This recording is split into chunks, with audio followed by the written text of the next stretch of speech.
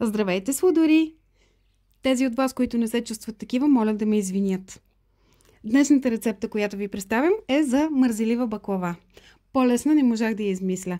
Приготвя се елементарно, с затворени очи, не са ви необходими никакви умения и цялото време, което ви е нужно, са 20-30 минути, в които влизат дори изпичането. Резултатът е перфектен, впечатляващ и много вкусен. А сега да преминем към необходимите продукти за това съвършенство. Необходими са ви 250 грама ядки. Аз използвах орехи. Счукайте или смелете на едро и по желание добавете 10-20 грама смляна канела. Разбъркайте и преминете към приготвянето. Ще са ви необходими също 500 грама бутер тесто и 150 грама разтопено масло, което след това да бъде охладено. Много е важно маслото да е охладено, защото по никакъв начин не трябва да затопля тестото.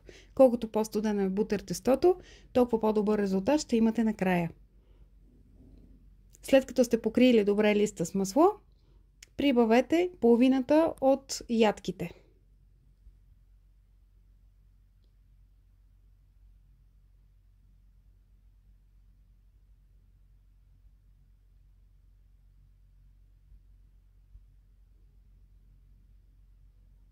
Разпределете ядките с ръце по цялата повърхност на листа, да се покрие равномерно и завийте на стегнато руло.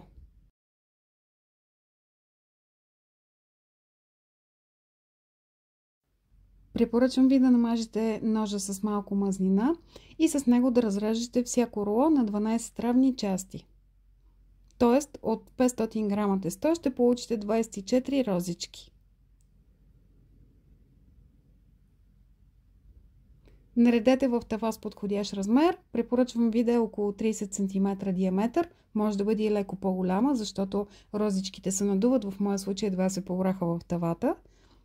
След това повторете същата процедура с второто парче тесто.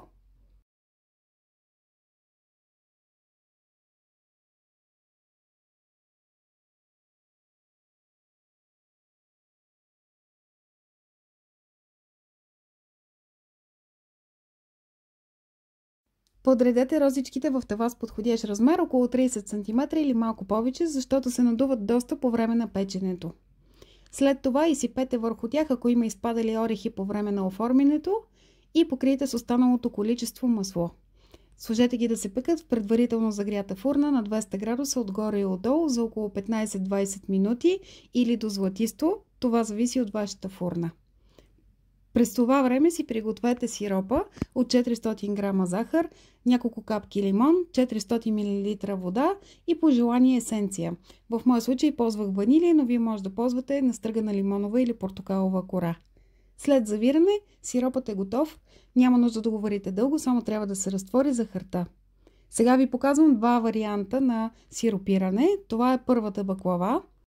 Още докато е гореща, ще я залея с горещ сироп. По този начин ще стане много мекичка, много сочна и течността се абсорбира мигновенно. Втората баклава е напълно охладена и ще бъде залята с студен сироп. По този начин абсорбацията се забавя, но за сметка на това баклавата остава хрупкава и може да видите всяко едно листче от бутер тестото. Надявам се, че днешната рецепта ви е харесала. Ще ми сложите едно пръстче и ще се абонирате за канала. Ако желаете, може да споделите с ваши приятели.